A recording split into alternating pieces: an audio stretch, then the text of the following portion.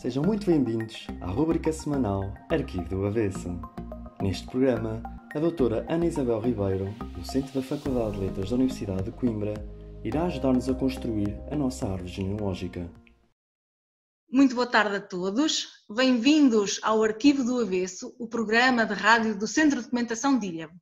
Hoje vamos tentar ensinar a construir uma árvore de família, uma árvore genealógica. E para tal, vamos recorrer à doutora Ana Ribeiro, mais uma vez, já é nossa repetente, já não é a primeira vez, nem segunda, nem terceira que colabora connosco, e passo a apresentar a doutora Ana, que é doutorada em História Moderna pela Universidade de Coimbra, onde é professora auxiliar na Faculdade de Letras. É investigadora integrada do Centro de Estudos Interdisciplinares do século XX e, para Ilhavo, é uma referência porque é profundamente conhecedora da nossa história, também tendo colaborado no projeto Ilhavo Terra Milenar e também contribuído para a história dos ilhavenses, a história de família, das famílias ilhavenses. Doutora Ana, muito bem-vinda. É um gosto, mais uma vez, tê-la aqui em Ilhavo, e Ilhavo também é a sua casa, também é a sua terra, porque é uma ilhavense, e começávamos por questionar a doutora Ana sobre o que é uma árvore genealógica, o que é uma árvore de família, para que todos percebam, todos entendam o que é que estamos a falar. Olá, Liana, mais uma vez obrigada pelo convite, é com muita alegria que aqui estou novamente e a falar de um assunto que me fascina e acho que fascina a maior parte das pessoas, não é? Isto de conhecer as nossas raízes. Eu antes de explicar o que é uma árvore genealógica, falaria um bocadinho da genealogia. O que é a genealogia? A genealogia ocupa-se da identificação das ligações biológicas entre os diversos indivíduos e reconstituir a sequência das gerações dentro do grupo familiar, à procura das suas origens, da rede de parentescos e da evolução cronológica das famílias. A árvore, o que é então? A árvore é um mapa, não é? Dessas ligações biológicas entre os indivíduos, entre as famílias, e podemos ter árvores que mapeiam a ascendência dos indivíduos, que são os costados, ou mapas que fazem a descendência do indivíduo, depende do ponto em que nós nos colocarmos. No fundo é este mapa das nossas origens. As pessoas a fazerem genealogia, ou seja, essa exploração das origens, das raízes, a consolidação das identidades, a sedução de descobrir o passado, e normalmente estas pesquisas levam-nos, têm sempre reservadas algumas surpresas, às vezes não aquilo que nós estávamos à espera, e sobretudo porque hoje, e daqui a pouco eu vou falar nisso, é muito mais fácil desenvolver este tipo de atividade. A internet veio abrir portas extraordinárias para quem quiser descobrir quem foram os seus antepassados, o que é que eles fizeram, onde é que eles viveram, que relações matrimoniais é que estabeleceram, todos estes tipos de perguntas que vão surgindo. Que tipo de informação é que se deve ter em consideração quando se pretende fazer uma árvore de família? Que informação devemos procurar? É assim, quanto mais informação melhor, não é? Ou seja, quem quiser começar, pelo menos tem que saber quem foram os seus avós, o nome dos seus avós, onde é que eles viveram, não é? E ter pelo menos uma data aproximada de quando é que eles nasceram, não é? Isso é importante. E por onde é que se começa? Normalmente começa-se pelo registro civil, pela Conservatória de Registro Civil, com esta indicação, a indicação da data de nascimento de um avô, uma data de casamento, pode-se pedir uma cópia não certificada e, portanto, aí nós vamos ter alguma informação. O ideal até é um registro de casamento, porque no registro de casamento aparecem os noivos, aparecem os pais dos noivos, às vezes aparecem os avós dos noivos e com a sua origem geográfica. Portanto, para quem está a começar, a primeira coisa a fazer é recolher dentro da família algumas informações, até podem não ser muito exatas, algumas pistas, evidentemente tentar perceber se há papéis de família, não é? E obviamente vasculhar a memória familiar, falar com as pessoas mais velhas, muitas vezes as informações revelam-se um bocadinho imprecisas, mas são excelentes pistas. com essas pistas então partir para a documentação, primeiro para o registro civil, explorar tudo o que há a explorar até 1911 e de 1911 para trás temos que migrar para um outro tipo de fontes que são os registros paroquiais. Portanto, é relativamente... É trabalhoso, mas é desafiante. Normalmente as famílias não pertencem a uma única área geográfica e esse é um problema que depois nós também poderemos falar daqui a pouco. Mas, por exemplo, a documentação à guarda das conservatórias, nós podemos pedir certidões, porque elas funcionam em rede, certidões de outras conservatórias noutros pontos do país, ou seja, isto não nos obriga a um périplo pelo país fora até às terras de origem dos nossos antepassados, não é? Depois, quando não se tem datas precisas, alguns princípios que temos que ter em conta quando tentamos localizar os nossos antepassados, sobretudo nos registros paroquiais.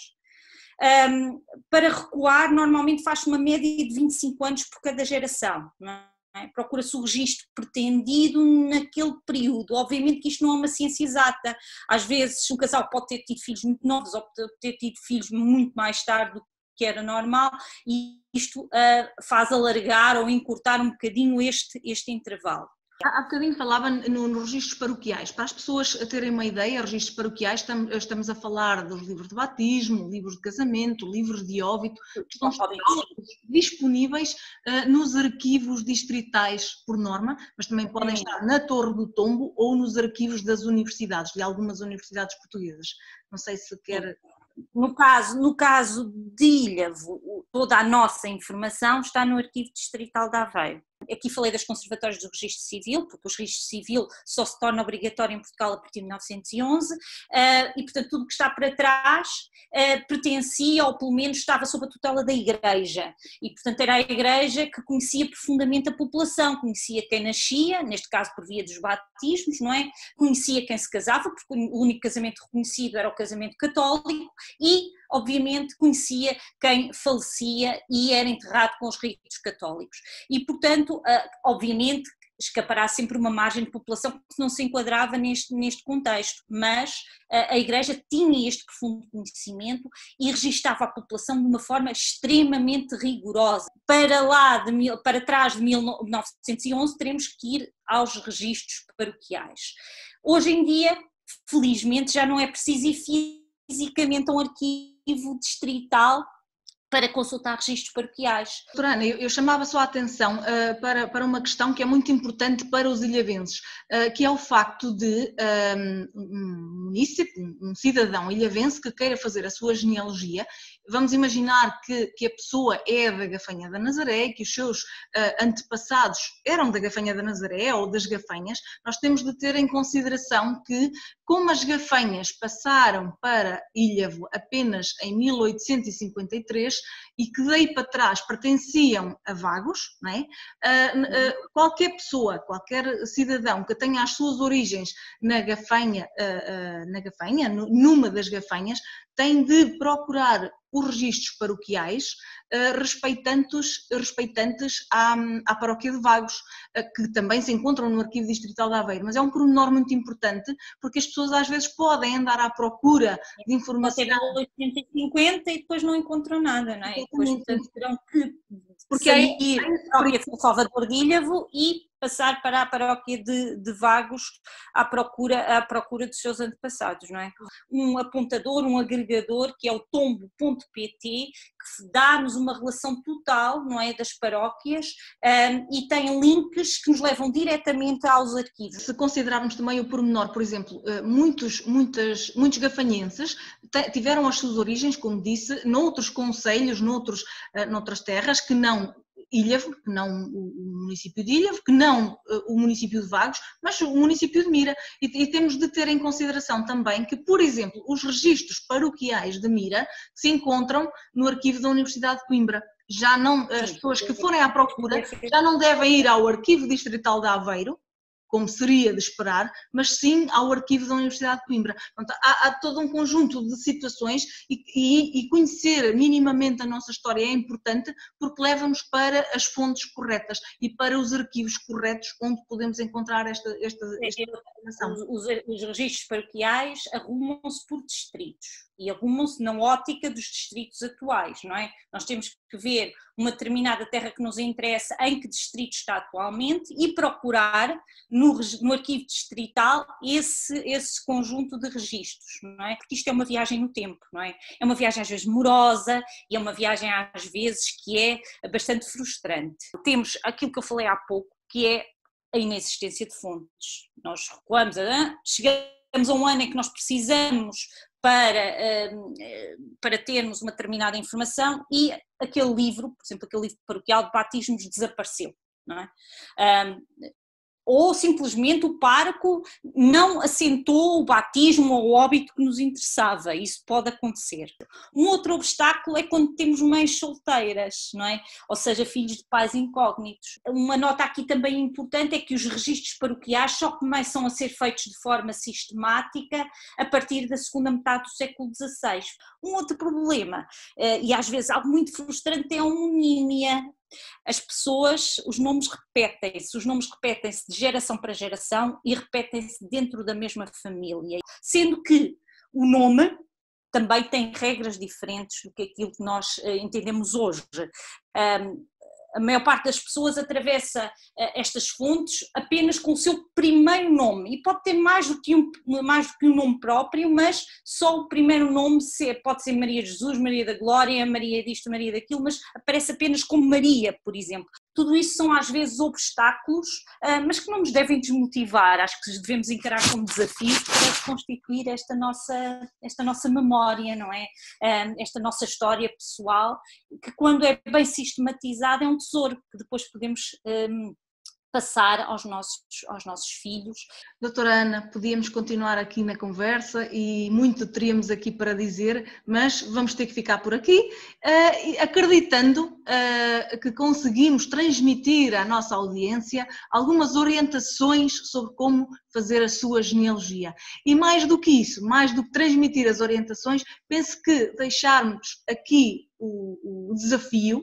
Todos os ilhavenses, todas as pessoas, todos os municípios ilhavenses começarem a estudar as suas origens, as suas raízes, a saberem quem foram os seus antepassados. Dá um gozo imenso saber quem foram as pessoas que nos deram origem. Doutora Ana, muito obrigada e até breve. Até breve, Juliana, obrigada. Após este momento histórico e cultural, será apresentado mais um topónimo do nosso município. Desta feita, iremos caminhar para a freguesia da Gafanha do Carmo, mais concretamente para a rua Mestre Daniel Gonçalves. Na Gafanha do Carmo, encontramos a rua dedicada a Mestre Daniel Gonçalves. Numa pesquisa pelos documentos municipais, sabemos que este topónimo foi uma proposta da Junta de Freguesia da Gafanha do Carmo em 16 de março de 1978. O mestre Daniel Gonçalves nasceu a 31 de dezembro de 1897, sendo natural da Parada de Cima, que na época pertencia à freguesia de Covão do Lobo. Devido às poucas perspectivas de vida que a sua terra natal lhe oferecia, decidiu partir em busca de trabalho na Gafanha, à semelhança de muitos outros compatriotas. O próprio mestre Daniel, nos primeiros tempos em que esteve na Gafanha do Carmo, ficou alojado em casa de uns tios que tinham tomado decisão idêntica. Estes jovens que rumavam para as Gafanhas assumiam profissões nos ramos da construção naval e civil, e foi pela sua atividade neste setor que o mestre Daniel será recordado. Ser construtor civil significava, naquele tempo, especializar-se em várias áreas que o setor exigia, desde produzir materiais, como os adobes, assim como trabalhar a madeira e o ferro, destinados a portões, janelas e portas. O mestre Daniel Gonçalves tinha mesmo para este fim uma oficina devidamente equipada em sua casa. De referir que esta casa ainda hoje é conhecida como a Casa da Palmeira, devido às duas palmeiras que estavam no jardim. Esta casa foi também sede de diversas associações cívicas, culturais e religiosas, em que Daniel Gonçalves participava ativamente, visando sempre a melhoria das condições de vida do povo da Gafanha. Destas destaca-se a Comissão de Melhoramentos da Gafanha do Carmo, que muito lutou para que a freguesia tivesse o seu próprio cemitério. Os defuntos, naquele tempo, tinham de ser enterrados em Ilhavo, causando grandes transtornos às populações, uma vez que a estrada que liga a Gafanha do Carmo à Vista Alegre era um caminho de areia muito difícil de percorrer. Como homem que se empenhava profundamente no bem-estar da sua terra, foi sacristão e assumia muitas vezes o papel de diácono ao fazer celebrações da palavra e ao rezar novenas. De referir que Daniel Gonçalves contraiu matrimónio com Júlia de Jesus Cuco, cuja família tinha estado imigrada no Brasil. Desta união resultaram 9 filhos. Em finais de junho de 1952, sabemos pelo jornal O Ilhavense, de 10 de julho, que o mestre se encontrava muito debilitado, tendo sido admitido no Hospital de Ilhavo a fim de ser operado ao estômago. Vem a falecer a 31 de julho de 1952, com 60 anos. O padre João Gonçalves, um dos filhos de mestre Daniel, refere numa conversa que teve com os membros do Centro de Documentação de Ilhavo, 19 de fevereiro deste ano, que a atribuição do topónimo não deixou indiferente a família, nem os amigos, nem aqueles que guardam a memória do cidadão, o artista, o serviçal, o interlocutor bem-humorado, que nele encontraram um modelo de trabalho e dedicação familiar e social. Desde jovem adotou a Gafanha do Carmo como sua, para trabalhar, servir, morrer e por fim descansar no cemitério local por ele próprio construído. Outra pessoa que conheceu o mestre Daniel Gonçalves foi o Sr. Celestino Prior, residente na Gafanha do Carmo e antigo presidente de junta do lugar. Ouçamos então o que o Sr. Celestino Prior tem para nos contar. Pronto, mas e era um grande homem, um mestre de muita qualidade, sim, mestre de obras, construção civil. Ele trabalhava, ele não tinha tempo para andar na agricultura. A mulher dele e os filhos, e tudo é que lá iam andando. Também foi ele que fez a nossa casa, que era dos meus pais, já lá está. E era um homem que era muito sério. Era muito sério. Muito sério, muito sério. E o filho mais novo deu padre. Este projeto foi pensado para si e, como tal, contacte-nos e faça chegar as suas histórias, memórias, tradições, fotografias da sua rua. Partilhe esta informação com os seus familiares e amigos, para que a nossa história não se perca. Não se esqueça, a sua ajuda é fundamental. Ajude-nos a eternizar a sua rua. No seguimento das edições anteriores desta rúbrica, o CDI está a promover a aquisição dos kits História Património e Nossa Gente. Porém, nesta semana temos uma novidade para si. O kit Quem Sai aos Seus. Este é totalmente gratuito e facilitará a construção da sua árvore genealógica. Para ter acesso aos nossos kits e divulgar as informações que pretender sobre o projeto Se Esta Rua Fosse Minha, entre em contato connosco pelo telefone 234 092 496 ou do e-mail cdi@cm-ilhavo.pt. E muito mais haveria para dizer, mas o tempo voa. Lamentavelmente, chegamos ao fim do nosso programa. Esperamos que tenham gostado e tenham dado por bem emprego o seu tempo. Marcamos novo encontro na próxima quarta-feira, entre as 17 e as 17h30. Até breve. Se esta rua fosse